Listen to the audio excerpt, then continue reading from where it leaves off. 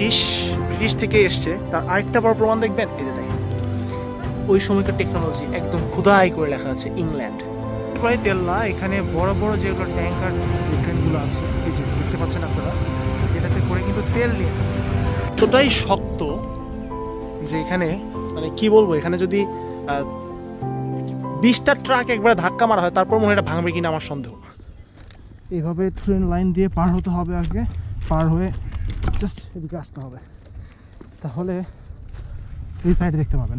এটা হচ্ছে এমন একটা রেলওয়ে স্টেশন, এইটার সাথে পুরো উত্তরবঙ্গের থেকে ওই সাইডের পুরো কানেকশন আছে। মানে উত্তরবঙ্গ থেকে আপনার ঢাকা, তারপর চিটাগাং, কারণ এদিকে পঞ্চগড় থেকে যে ট্রেনগুলো আসে সেগুলো এই সান্তাহারের উপর দিয়ে যায়।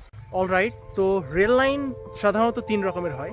Number 1 metre gauge, number 2 broad gauge, আর নাম্বার 3 সেটা হচ্ছে ডুয়াল গেজ। আমি যেখানটা আছি সান্তাহারে, এইটা হলো ডুয়েল গেজ। কেন ডুয়েল গেজ আপনাকে বুঝিয়ে দিচ্ছি যে কোনটা মিটার গেজ, কোনটা ডুয়েল গেজ আর কোনটা ব্রড গেজ। গেজটা মূলত কি জিনিস? গেজটা হলো এই যে আমি যেখানটা আছি, অর্থাৎ এই যে এইটা থেকে এইটার যে দূরত্ব সেটাকেই বলা হয় গেজ। ঠিক আছে, মানে আপনার রেল লাইনের যে রেলটা চলার যে দূরত্বটা তাকে বলা হয় গেজ, অর্থাৎ যেটা প্রস্থটা। আচ্ছা, তো মিটার গেজ কোনটা? মিটার গেজ হচ্ছে আপনার যেটা একদম সরু, ঠিক আছে, মানে যেটা একদম চিকন, যেমন এইটা থেকে এটা হচ্ছে মিটার গেজ। ব্রড গেজ কোনটা? এইটা থেকে এইটা, ঠিক আছে, মানে এইটা আর ওইটা হচ্ছে ব্রড গেজ। আর ডুয়াল গেজ কোনটা? এটা তো মিটার গেজ, তাই না? এটার সাথে আরেকটা যে এই যে মাঝখানে যে, অর্থাৎ এইটার থেকে এটা যেটা দেওয়া আছে এইটাকে বলা হয় ডুয়েল গেজ। ঠিক আছে, মানে 3টা লাইন, এটা ডুয়েল গেজের লাইন। মিটার ব্রড গেজটা তৈরি করা হয় একদম সরু যেগুলো ট্রেন আছে, ঠিক আছে, যেগুলো অনেক আগে চলাচল করতে, এখনো বাইরের দেশে অনেক মিটার গেজের আর কি আছে, রেল লাইন আছে। তো যেগুলো একদম সরু ট্রেন, ঠিক আছে, মানে ন্যারো, এক কথায় যেগুলো ন্যারো ট্রেন, খুব একটা চাপা না, সেগুলোই হচ্ছে মূলত মিটার গেজের লাইন চলে। আর ব্রড গেজ, ব্রড কথাটার শব্দই বুঝতে পারছেন যেটা নিশ্চয়ই বড়। যেগুলো যাত্রীবাহী ট্রেন, যেমন আমাদের বাংলাদেশে কোনগুলো আছে, দ্রুতযান আছে, ঠিক আছে, রূপসা আছে, সিল্ক সিটি আছে, যেগুলো এক কথায় বড় ট্রেন যাত্রীবাহী, এগুলো হলো আপনার মূলত ব্রড গেজ। কারণ এগুলো চওড়া দরকার। হ্যাঁ, একটা ট্রেন যদি ন্যারো হয় তাহলে তো যাত্রীরা ঠিকঠাক মতো বসতে পারবে না। এই চওড়ার জন্যে তখন এই ব্রড গেজ লাইনটা ইউজ করা হয়। ডুয়েল গেজের যে লাইনটা, এই ডুয়েল গেজের লাইনটা ইউজ করা হয় যাতে করে মিটার গেজ এবং ব্রড গেজ দুইটা ট্রেন একই সাথে একই লাইনে চলাচল করতে পারে। পৃথিবীর ম্যাক্সিমাম কান্ট্রিতে এখন এই ডুয়েল গেজের লাইনটাই চলে, ঠিক আছে। এখন আর ওই ইয়েটা চলে না, মিটার গেজটা খুব কম চলে। আর তারপর মিটার গেজ রাখা হয়, কারণ অনেক আগেকার যুগে ট্রেন আছে যেগুলো মিটার গেজ দিয়ে চলাফেরা করে, যার কারণে মিটার গেজটা রাখা হয়। বাট ডুয়েল গেজ দিলে হয় কি, ওইটা বললাম একসাথে দুইটাই চলাচল করতে পারে। এটা হচ্ছে ডুয়েল গেজ, ব্রড গেজ, আর একটা হচ্ছে মিটার গেজ। আশা করি বুঝতে পেরেছেন। এটা যেটা দেখতে পাচ্ছেন এইটা কিন্তু আবার broad gauge line. Broad gauge line কেন বললাম, কারণ চওড়া কিন্তু অনেক বিশাল। এইটা হচ্ছে একটা ব্রড গেজ লাইন, কিন্তু এটা একদম পরিত্যক্ত, এটা বন্ধ হয়ে গেছে, এখানে আর কোনো ট্রেন চলাচল করে না। স্টেশনটি 1878 সালে স্থাপিত হয়েছে।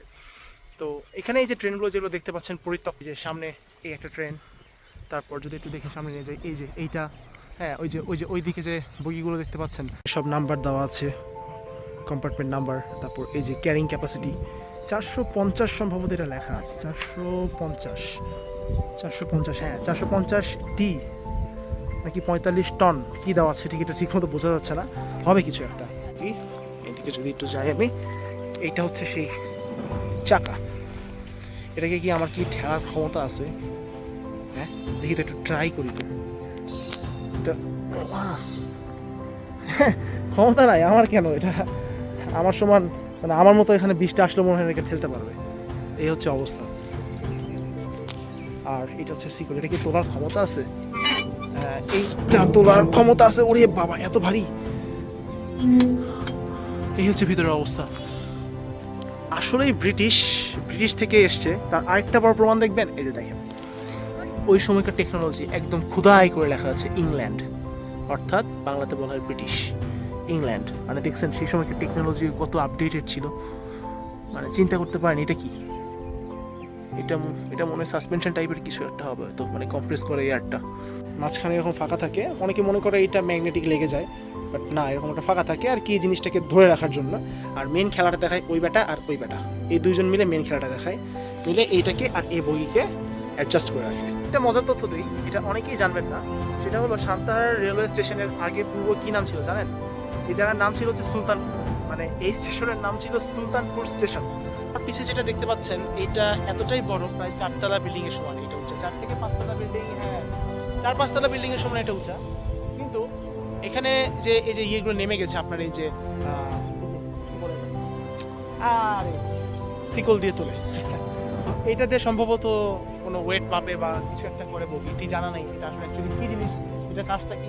তবে একটু ব্যাক ক্যাপ দেখাই, ওখানে 30 টনস লেখা আছে, এই যে 30 টনস জেসপ জেসপ জেসপ কিছু একটা লেখা আছে। আর এই অবস্থা খুব ক্লোজ থেকে, যদি জানেন যে এটা কি জিনিস, এটা আমার সত্যি জানা নাই, আপনারা একটু কমেন্ট করে জানাবেন। মেবি কন্ট্রোল রুম ছিল, এখান থেকে কন্ট্রোল করা হতো পুরো প্যানেলটিকে। আচ্ছা এদিক দিয়ে ওঠা যায়, এই যে সিঁড়ি আছে এটা বে এখানে ওঠা যায়। বুঝতে পারলাম।